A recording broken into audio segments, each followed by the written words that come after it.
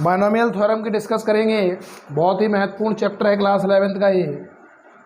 और binomial theorem एक ऐसा टॉपिक है जिसका यूज आप एनडीए एग्ज़ाम से लेके सीडीएस एग्ज़ाम हो या बहुत सारे एग्जाम हो, उनमें ये क्वेश्चंस बायनोमियल से पूछा जाता है। सबसे पहले हम लोग बताएंगे कि बायनोमियल क्या होता है। बायनोमियल का मतलब होता है जिसमें दो टर्म होते हैं, उसको बायनोमियल कहते हैं। मोनोमियल क्या होता है, जिसमें वन टर्म होता है, उसको मोनोमियल कहते हैं।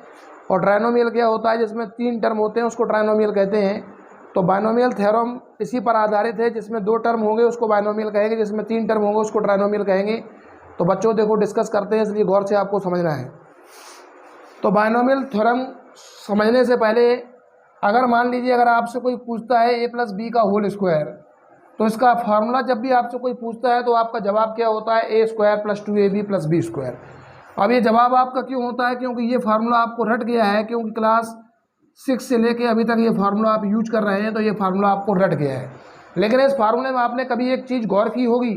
गौर करने वाली चीज़ है कि अगर कोई पूछता है तुमसे कि इसमें नंबर ऑफ टर्म कितने हैं, तो नंबर ऑफ टर्म में आपका जवाब होगा तीन टर्म है, first term, second term, three term, यानी कि थ्री टर्म्स होंगी। तो यहाँ पर आपका एक ऑब्जेक्टिव का क्वेश्चन बनता है कि कोई भी अगर बायनोमियल होगा, अगर उसकी पावर n होगी, ये ऑप्शनल क्वेश्चन बनता है यहाँ से। तो यहाँ से नंबर ऑफ टर्म्स अगर आपको निकालना होता है तो नंबर ऑफ टर्म्स यहाँ से निकल के आएगा n+1। ये आपको याद करना है, बहुत ही सरल फार्मूला है जिसका एनडीए में बहुत यूज होता है। अब मान लो एक क्वेश्चन कोई आपको दे देता है कि a प्लस बी की पावर 1000 है और आपसे पूछ देता है नंबर ऑफ टर्म कितने होंगे, तो क्या आप इसको एक्सपेंस करेंगे? नहीं करेंगे। तो आप इसमें यही फार्मूला लगाएंगे n+1। तो नंबर ऑफ टर्म्स यहाँ पर कितना बनेगा, तो नंबर ऑफ टर्म्स आपका आ गया 1000 + 1 = 1001। तो देखा आपने किस तरीके से नंबर ऑफ टर्म्स आपको निकालना सिखाया। एक चीज़ और समझना है कि बायनोमियल थ्योरम पढ़ने से पहले आपको ये भी पता होना चाहिए कि यहाँ पर गौर करने वाली है कि a की पावर यहाँ पर सबसे बड़ी पावर है। पावर सबसे बड़ी है 2, यानी कि सबसे हाईएस्ट पावर 2 है।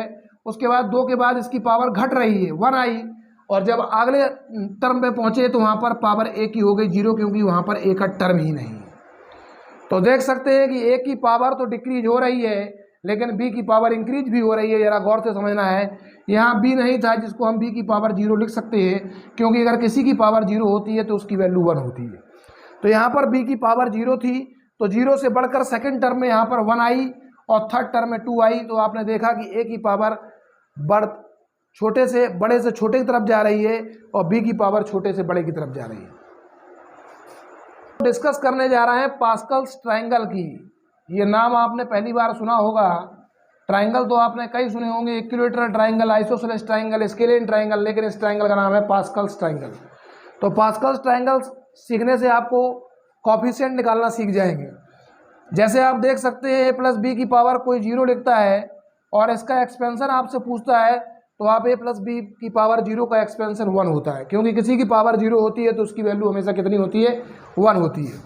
लेकिन अगर a प्लस बी की पावर कोई 1 देता है तो गौर से समझना है, अगर a प्लस बी की पावर 1 है तो इसकी वैल्यू भी कितनी आएगी, a प्लस बी। तो यहाँ पे गौर करने वाली बात है कि a का कॉफिशिएंट भी 1 है और b का भी कॉफिशिएंट 1 है। यानी कि जब पावर 0 था तो वैल्यू हमारे पास 1 आया, पावर जब हमने इंक्रीज किया 0 से 1 की तरफ तो कॉफिशिएंट हमारे पास 1 बना रहा है। अगर आप पावर फिर से 2 बढ़ाते हैं तो इसका फार्मूला होता है a square plus 2ab plus B square.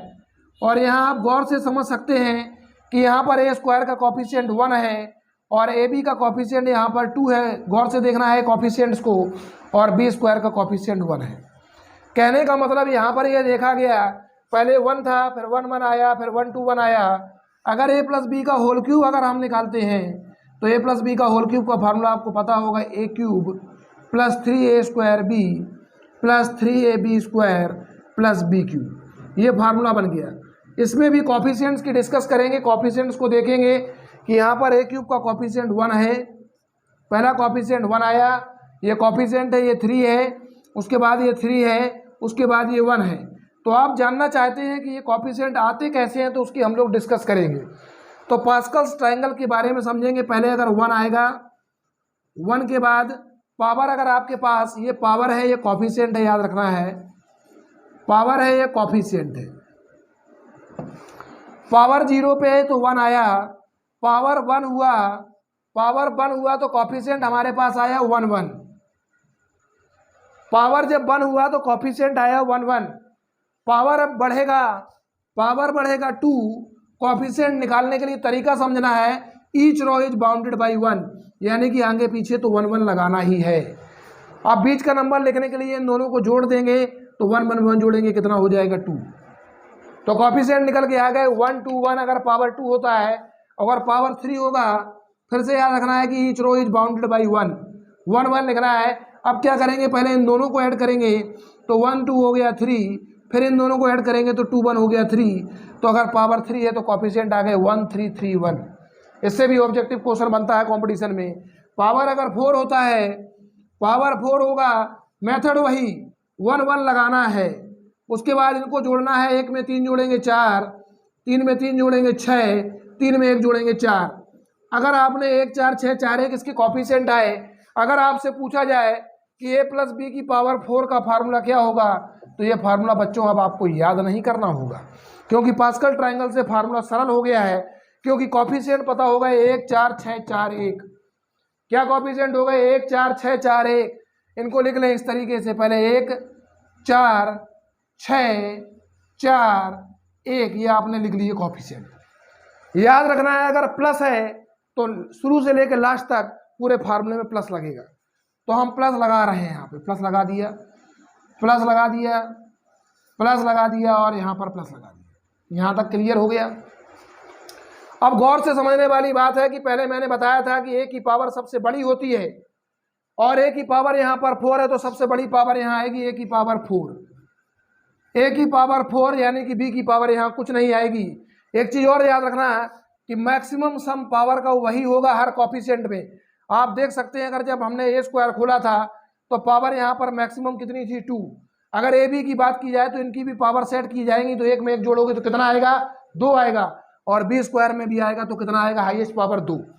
Power 3 की बात कर रहे हैं तो 3 चलेगा पावर, देख सकते हो 3 चल रहा है, 2 1 3 और 1 2 3 3, तो यहाँ भी पावर 4 चलाना है। 4 पावर चलाना है तो पहले में 4 आ गया। अब ए की पावर कम करनी है, पावर ए की 4 थी, 4 से पावर बची 3, घट गई, लेकिन अब बी शामिल हो जाएगा तो देख सकते हो 3 में 1 जोड़ा कितना हो गया 4, पावर 4 रहेगा। सूत्र बनना है प्लस बी की पावर 4 का। उसके बाद 6 पे आए, 6 पे आए तो पहले 4 था, 4 से कितना आया 3, 3 से कितना आएगा 2, ए स्क्वायर आया, और पावर का सम 4 होना चाहिए तो 2 2 मिला के कितने हो गए 4, 2 2 मिला के कितने हो गए 4। अब फिर से पहुंचा तो फिर से पावर 4 होगा, पावर 3 से 2 हुआ, 2 से पावर ए की पावर 1 का मतलब ए होता है, और बी की पावर कितना होगा 3, क्योंकि 3 और 1 मिला के कितना होता है 4। उसके बाद अगले टर्म में पहुंचे 1 1 इसका कॉफिशिएंट है, तो लास्ट में अब ए की पावर 0 आएगी, क्योंकि पहले 2 फिर 1, ए की पावर 0 का मतलब 1 होता है, लिखने की आवश्यकता नहीं है, और लास्ट में हो गई बी की पावर 4। तो फार्मूला बन गया ए प्लस बी की पावर 4 का।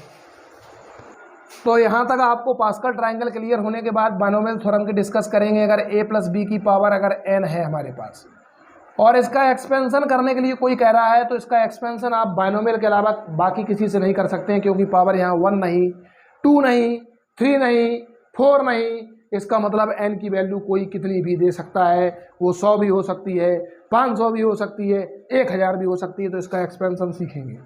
सबसे पहले पावर जितनी है उस पावर को लिखें, NC0 से स्टार्टिंग करना है, NC0 लिखेंगे। NC0 के बाद पहला टर्म लिखेंगे a, और इसकी पावर कैसे लगाएं निकालेंगे, इसमें से इसको माइनस करके इसकी पावर लिख देंगे, तो n में से 0 जाएगा तो कितना बचेगा n की पावर a की पावर n, और b की पावर भी लिखना चाहते हो तो b की पावर यही लिखी जाएगी जो नीचे है, तो 0, इसलिए b की पावर 0 की वैल्यू 1 होती है, तो आपकी बिको में NC0 a की पावर n लिखा होता है।